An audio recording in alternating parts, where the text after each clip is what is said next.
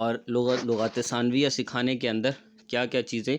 کا خیال رکھنا ہے، تو اس میں پڑھنے والے کے مستوا کی پہچان ہونی چاہیے، اس کی تحدید کریں پہلے کہ وہ اس کا کیا لیول ہے، استعداد کتنی ہے۔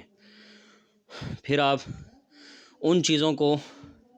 یعنی چھانٹی کر لیں کہ کیا کیا کام اگر ہم سٹیپ کریں گے تو یہ متعلم کے لیے دافع ہوں گے،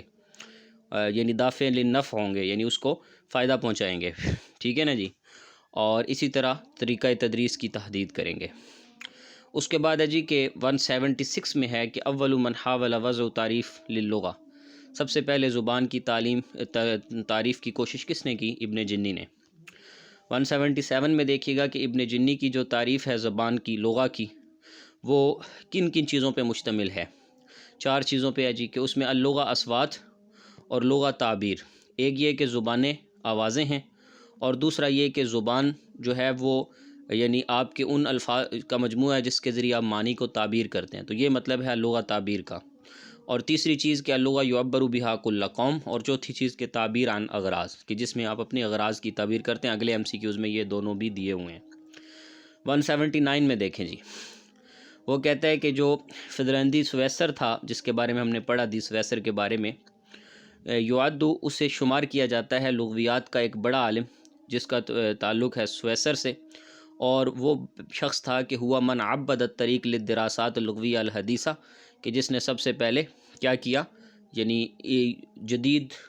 یعنی طریقہ کار انتخاب کیا زبانوں کی اسٹڈی کے حوالے سے۔ عبد الطریق کا مطلب ہوگا یعنی جس نے اضاء نورہ فی طریقی، یعنی جس نے اس رستے کے اندر روشنیاں بکھیریں، تو سب سے پہلے جس نے یعنی اس کی راہیں ہموار کی تو وہ دی سویسر ہے۔ 180 یہ بھی بات آپ پہلے پڑھ بھی چکے ہیں۔ من اہم العوامل المؤثرہ فی سرعۃ و نجاح تعلیم اللغہ ثانیہ او الاجنبیہ، کوئی بھی آپ ثانوی زبان سیکھ رہے ہیں یا اجنبی زبان سیکھ رہے ہیں تو اس میں وہ عوامل جو زیادہ مؤثر ہیں اور زبان کو جلدی سکھانے میں اور آپ کو کامیاب کروانے میں معاون ہیں، اس میں ہے جی الظروف البیہ المعیشیہ۔ نمبر 2 پہ الصفات الخاصہ بالمتعلم، سب سے پہلے آپ نے یہ دیکھنا ہے، ظروف کہتے ہیں پیمانوں کو، بیہ کہتے ہیں ماحول کو، اور معیشیہ یعنی کہ آپ کی جو معاشی صورتحال جو چل رہی ہے آپ کے ارد گرد کے ماحول میں، جو آپ کے معاشی ٹرمز ہیں، تو وہ کہتا ہے کہ آپ کو اگر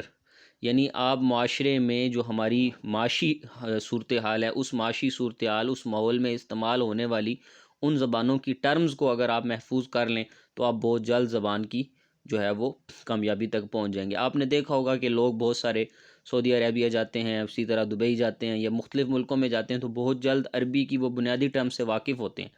ہم 8 سال ہمارے یہاں علماء پڑھ کے، 10 سال پڑھ کے یا یونیورسٹیز میں پڑھ کے، ہم وہ اس طرح نہیں ہو سکتے جس طرح کہ وہ 1 سال میں ہو جاتے ہیں۔ تو یہی بات اس نے بھی کی ہے کہ اگر آپ ثانوی اور اجنبی زبان سیکھتے ہیں تو اب ان پڑھ بندہ ہوتا ہے، امریکہ جاتا ہے، سال کے بعد فرافر انگلش بولنے لگ جاتا ہے، تو اس کی وجہ یہ ہے کہ وہ بیہ معیشیہ کے ساتھ ٹچ ہو جاتا ہے، اس کے پیمانوں کو لیتا ہے کہ وہ کیا استعمال ہو رہے ہیں۔ اور دوسری چیز کہ الصفات الخاصہ بالمتعلم، یعنی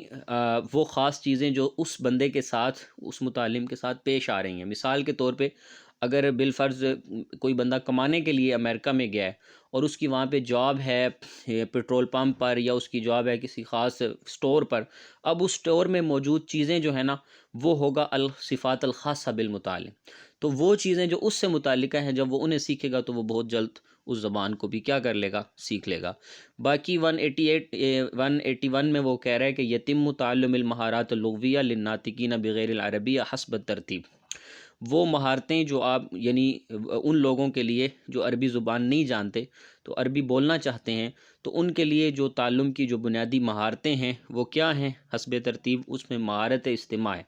سب سے پہلے آپ لسننگ کریں، سنیں، مختلف عربی کے اندر آپ مطلب ڈرامے دیکھیں یا کوئی آپ سٹوریز دیکھیں یا کچھ بھی، تو مہارت استماع۔